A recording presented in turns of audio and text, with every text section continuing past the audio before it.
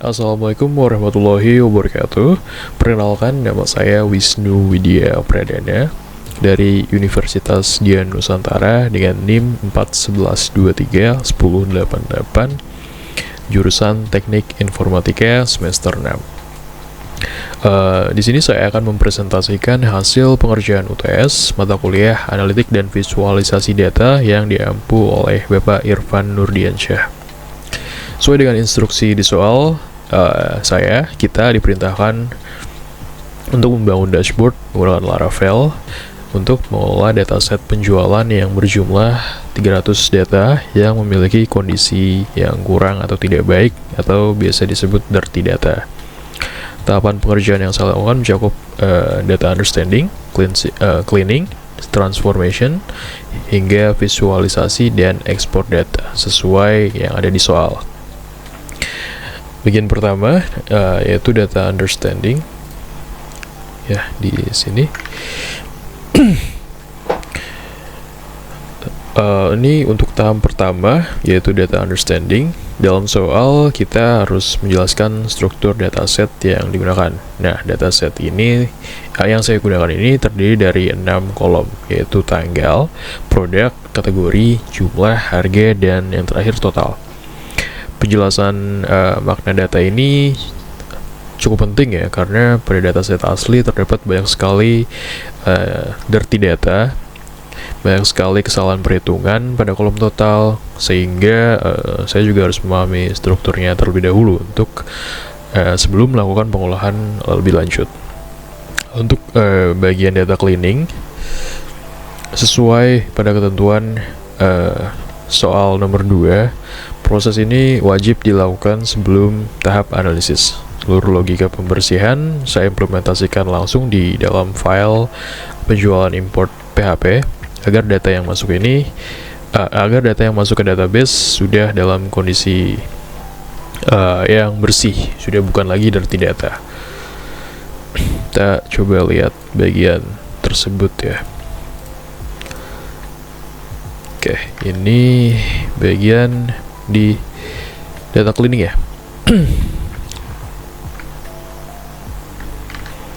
Untuk data cleaning ini,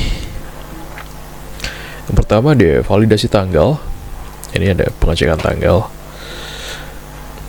Nah, pada dataset yang diberikan itu kan banyak sekali baris yang tanggalnya kosong atau hanya tertulis teks null.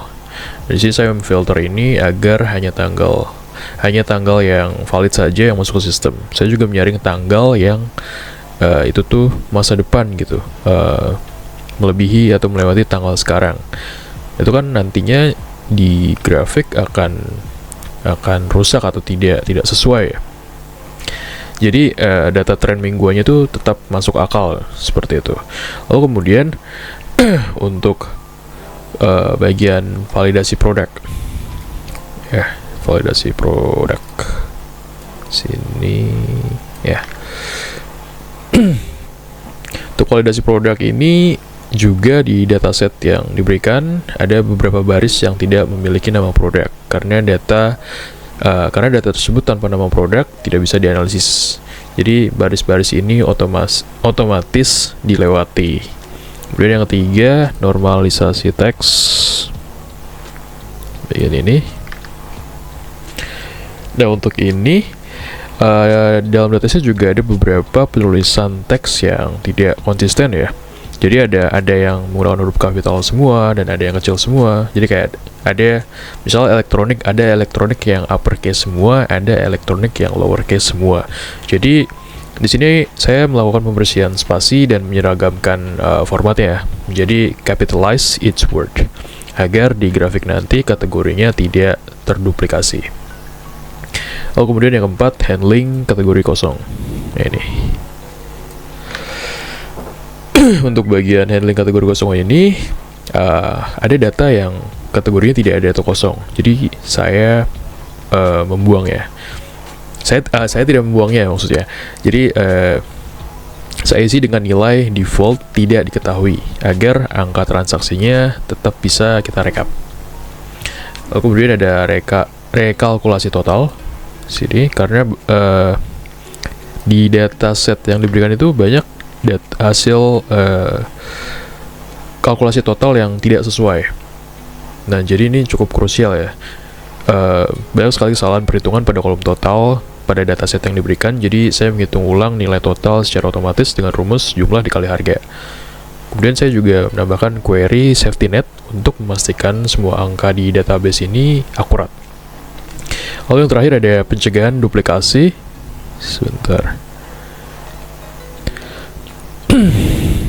Mungkin sampai sini ya. Ya, untuk pencegahan duplikasi, saya menangani data ganda yang ada di dataset. Jadi sistem ini akan mengecek setiap kombinasi transaksi. Jika datanya sudah ada, maka tidak akan dimasukkan lagi untuk menghindari penggelembungan angka. Hasil dari proses ini bisa dilihat pada dashboard di mana sistem mencatat ada 289 data valid yang berhasil diimpor dan 11 data dilewati. Kita lihat ya. Kita kembali ke dashboardnya. Sebentar ya. Di sini totalnya ada 289 dari 300, jadi 11 data yang di skip oleh bagian cleansing ya. Kemudian untuk bagian ketiga, data transformation. Sesuai poin nomor 3 ya, saya menggunakan agregasi SQL seperti sum, group by, dan count melalui fitur Eloquent di Laravel. Contohnya saya menggunakan perintah dbraw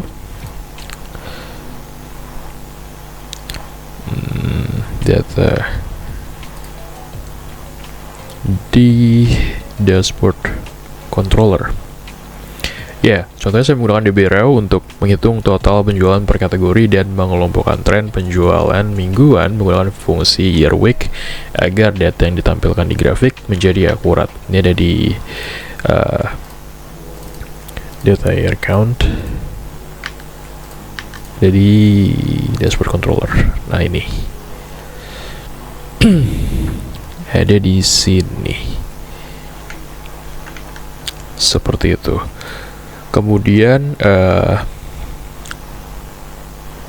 lanjut lagi ke bagian 4, data visualization yang tadi. Kita kembali lagi ke dashboardnya sebentar.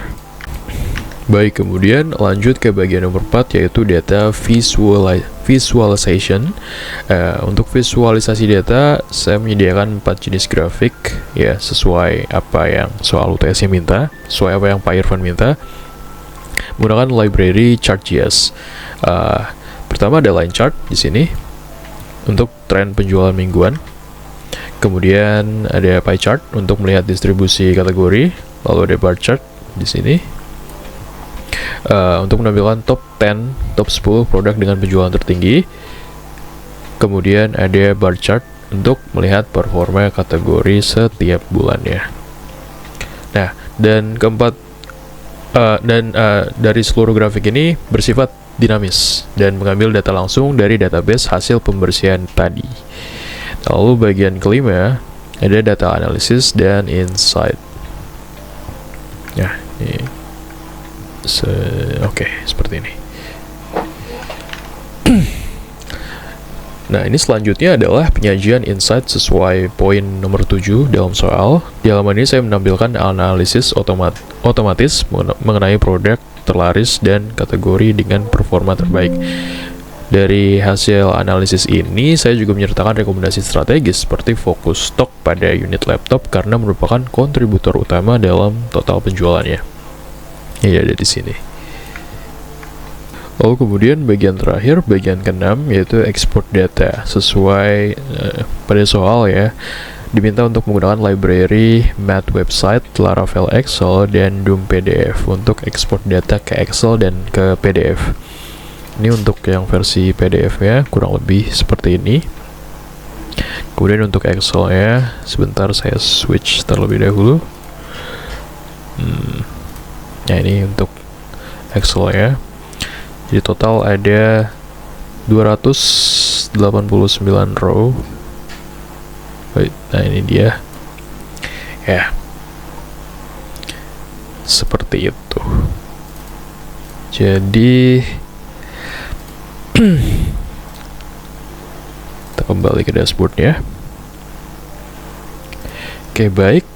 Mungkin itu saja penjelasan yang saya bisa jabarkan untuk mengenai project UTS mata kuliah analitik dan visualisasi data ini. Seluruh kriteria mulai dari pembersihan data kotor hingga ekspor data insya Allah sudah terpenuhi sesuai dengan rubrik penilaian yang diberikan ya. Semoga.